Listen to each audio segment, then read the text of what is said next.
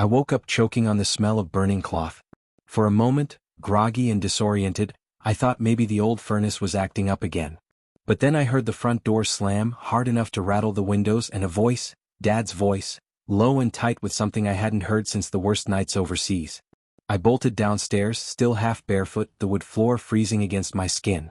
Dad was already outside, standing stiff and silent, arms rigid at his sides. I stepped out onto the porch and the world tilted. The display case, the one holding my Marine Corps dress blues, my medals, my memories, was shattered across the porch tiles, glass glittering like broken teeth. In the middle of the lawn, where the case had stood proud just yesterday, was a blackened, smoldering pile. The sharp, chemical stink of accelerant still clung to the cold morning air. My uniform was gone. Burnt. And next to the ruins, trampled into the damp grass, lay the American flag, dirty, ripped, discarded like garbage. I didn't need to ask who had done it. Dad's face said it all, granite stillness, the kind he only wore when things were past anger and deep into something colder, meaner. And later, when we checked the security footage, it was right there, clear as day. Karen. Karen herself. No mask, no shame, standing on our lawn like she owned the world, setting fire to everything that uniform stood for. I didn't know it then, but by the time the ashes cooled, Karen's name would be cursed across the country. She hadn't just picked a fight with my family, she picked a fight with the entire United States Marine Corps. And the Marines? We don't forget. Before we dive headfirst into this crazy story, do me a small favor. If you respect those who serve, hit that like button to help us share more real stories like this one. And don't forget to subscribe. We post new Karen tales every day. Also, let us know in the comments where you're watching from. It's always amazing to see how far this community reaches. The familiar scent of warm asphalt and fresh-cut grass hit me the moment I stepped out of my truck. Home. After months away, the quiet little streets of Maple Hollow felt almost too peaceful, like a painting you didn't dare breathe on. On the porch stood Dad, Harry Baxter, Sergeant Major, U.S. Army, retired, arms folded across his chest, expression carved from stone. The slightest nod was all he gave, but I knew that nod. Welcome back, son. My eyes drifted to the front of the house, where the American flag snapped sharply in the breeze, and beside it, the display case. My dress blues. The deep navy fabric, the shining brass buttons, the blood-red stripe down the leg. The medals glinting over the heart. Dad insisted on displaying it after I got back. Let folks see what it stands for, Trevor, he said once, voice rough with something he didn't like showing. I stood there for a long moment, staring at it. It wasn't just a uniform. It was brothers lost, oaths sworn, lines held when they shouldn't have been. It was blood and memory and sacrifice, stitched together and set behind glass. That sense of home, of quiet pride, didn't even last a full day. I found Dad later, sitting stiff in his chair, frowning at a thick, cream-colored envelope. He grunted and tossed it over to me. The paper was heavy, official. The message was cold and clipped. Violation notice. The flag and uniform display were non-compliant with community aesthetic standards. Signed, with icy precision, Karen, President of the Maple Hollow HOA. I read it twice, thinking maybe I misunderstood. But no, there it was in black and white. My dress blues. My history. Classified as clutter. A hot prickle climbed up my neck. Dad just snorted and crumpled the notice in one calloused hand. Toss it, Trev. Bureaucrats need something to feel important about. I tried to shrug it off. If Dad wasn't worried, I figured maybe I shouldn't be either. But as I looked across the street at Karen's spotless white porch, curtains twitching, I couldn't shake the feeling that this wasn't the end. Not by a long shot. The first envelope was easy enough to crumple and toss. But Karen wasn't the type to take a public dismissal quietly. 2 days later, the second letter came. Same thick, self-important envelope, same prim font that practically sneered at you through the page. But this time it wasn't a polite request to comply. It was a demand. A threat. Remove the unauthorized display within 48 hours or face escalating fines, potential legal action, and even, in the HOA's carefully chosen words, possible lien proceedings against the property.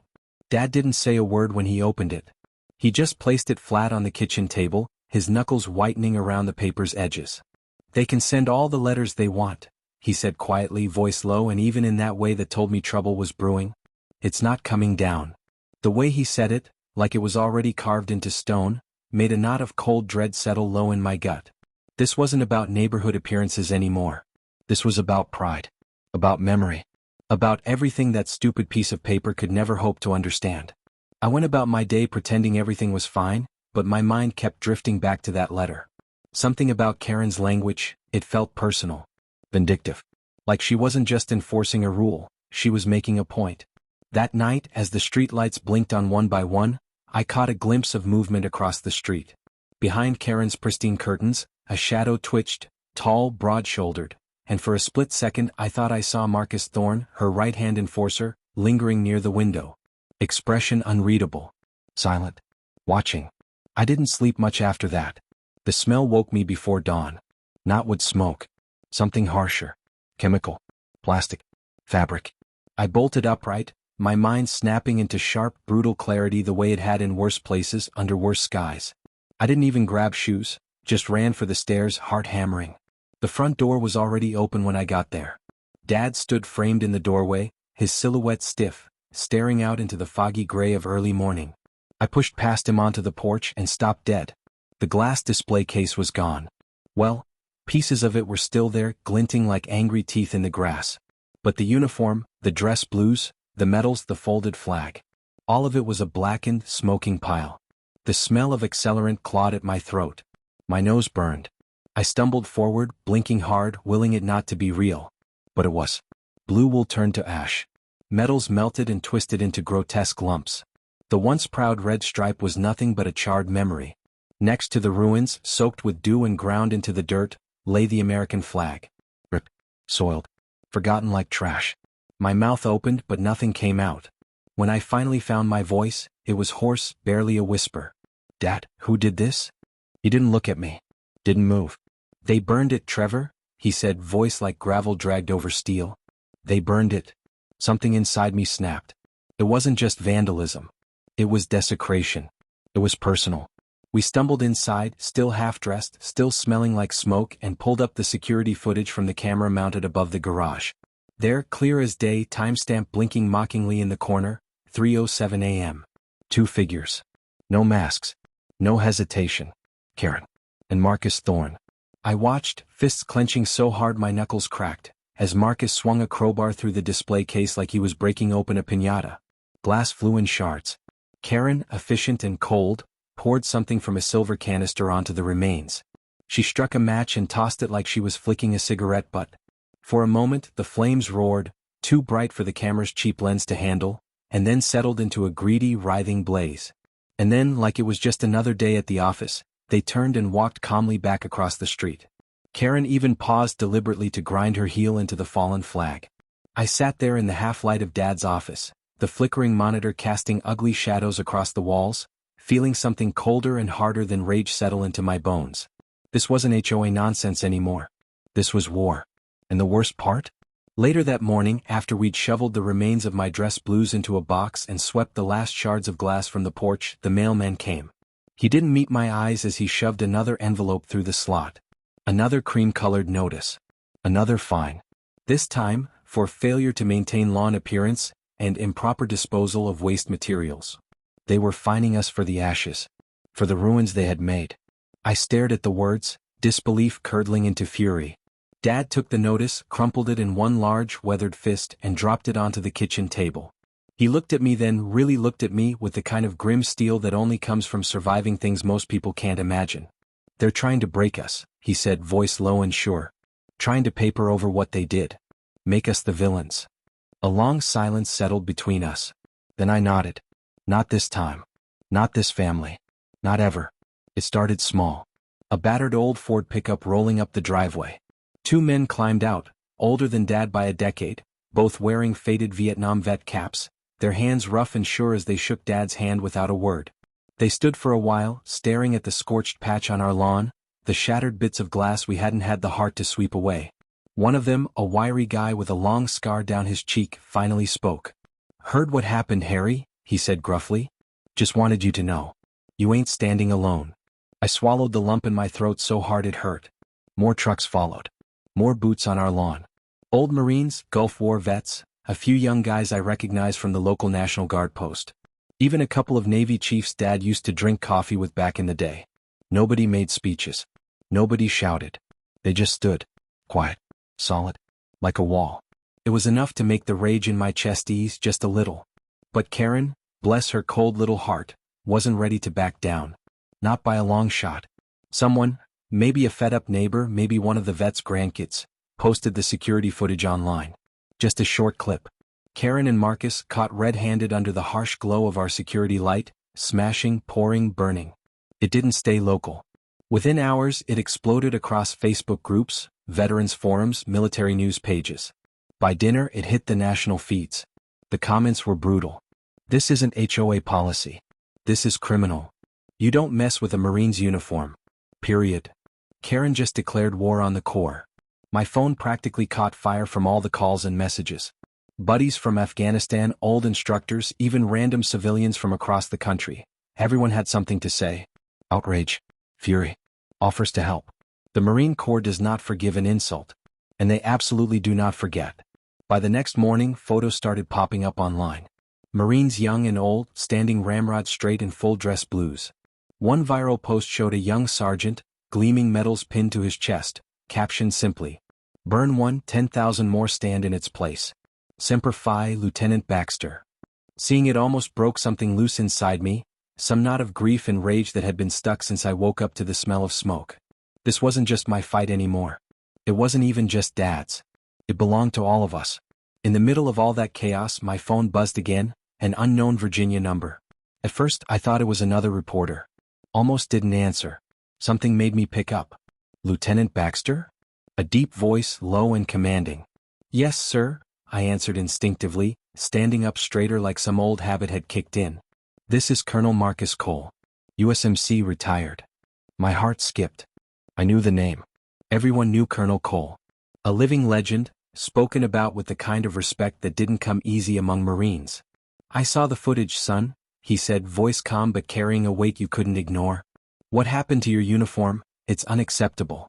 Completely unacceptable." I swallowed hard. "Thank you, sir," I managed. "Don't thank me yet," he said. "You don't pick a fight with the United States Marine Corps and walk away clean. The Corps has your back, Lieutenant. We'll make sure this doesn't go unanswered." When the call ended, I just stood there in the living room, phone still pressed to my ear, the smell of ash still faint in the walls. Hope. Real hope. For the first time since the fire, I let myself believe it.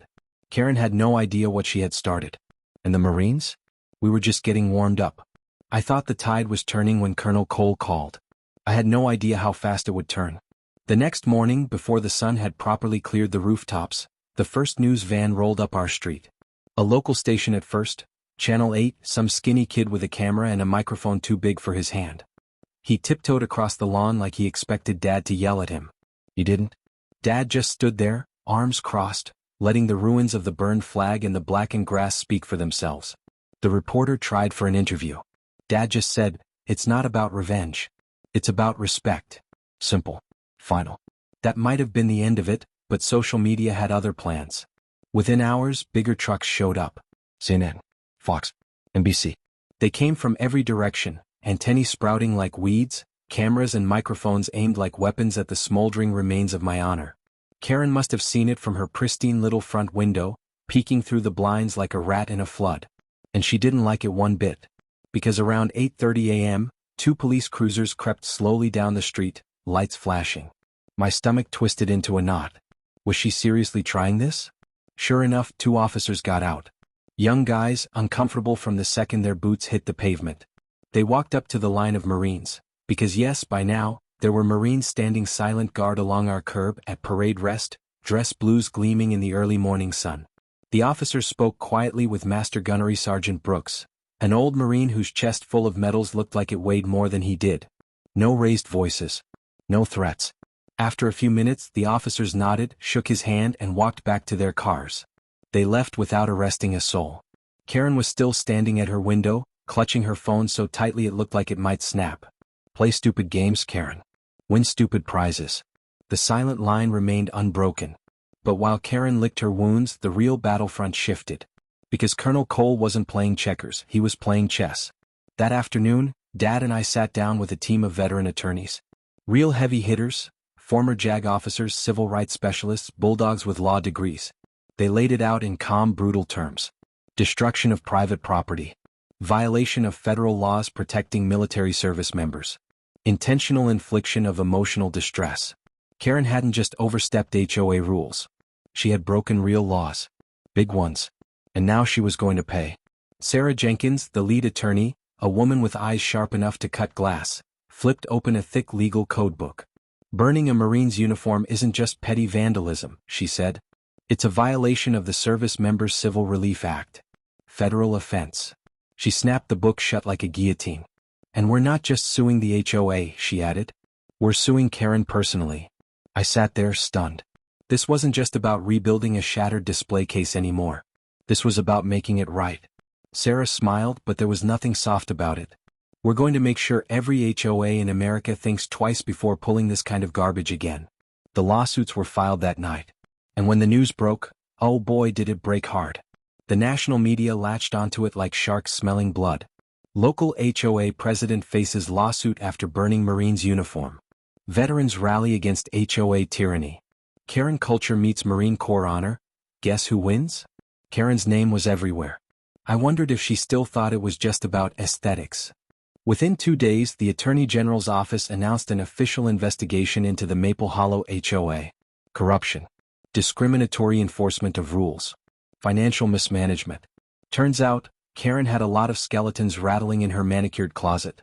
Neighbors we hadn't even met started coming forward. Stories of bizarre fines, threats, even people being forced to sell their homes under suspicious circumstances. And through it all, the Marines stood their silent vigil on our street. Rain, shine, didn't matter. The neighborhood began to change. First, it was just glances, people looking out their windows, watching. Then quiet conversations over fences. Then handshakes, nods, casseroles left anonymously on our porch. Support. Solid, growing support. Karen had ruled Maple Hollow with an iron fist for years. Now her kingdom was crumbling faster than she could patch the cracks. And she knew it. You could see it in the way her SUV peeled out of her driveway instead of daintily reversing. In the way her head snapped around every time another news van parked on the curb. In the fresh, tight tension carved into the lines of her mouth. She had picked a fight thinking she was squashing a fly. Instead, she woke a sleeping giant. One evening, just as the sun dipped low and turned the street gold, a knock came at the door. It was Mrs. Holloway, an elderly neighbor who'd lived here longer than Karen had been alive. She clutched a faded photo in one wrinkled hand, a black and white shot of her brother in uniform, grinning proudly. She didn't say much. Just, thank you, and a shaky pat on my arm. It hit harder than any speech. Because this wasn't just about my uniform. It was about every uniform. Every sacrifice. Every silent promise to a country that sometimes forgot who paid the price for its freedom. Karen thought she could snuff that out with a match and a fine. Instead, she lit a fire that was sweeping the whole damn country. And we were just getting started.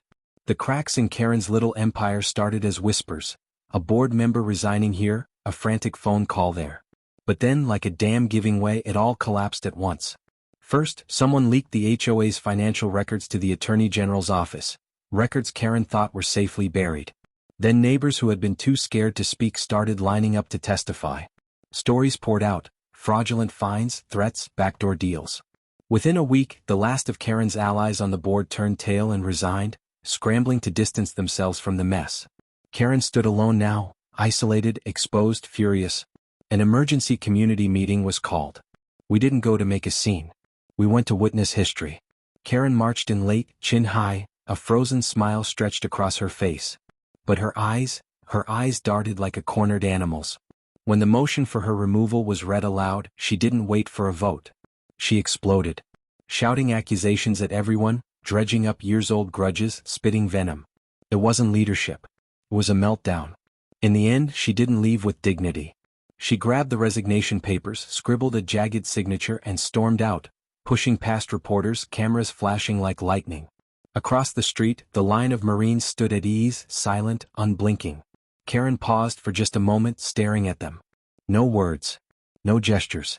Just the disciplined, quiet presence of the very thing she had tried, and failed, to destroy. Head down she fled. The HOA dissolved a few weeks later, crushed under lawsuits, investigations, and the weight of its own corruption. Stone Hollow was free. Life returned to normal, but it wasn't quite the same. There was a new pride in our little town. Flags flew from porches.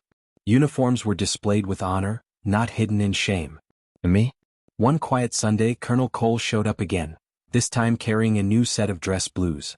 Inside the lining, stitched in gold thread, were the names of the brothers I had lost. Their memory, their honor, forever a part of the fabric. Karen thought she could erase that with a match. All she did was remind the world what Marines stand for. Semper Fi. Thank you for watching. If you believe respect matters, hit like, subscribe, and drop a Semper Fi in the comments. Let's keep standing together.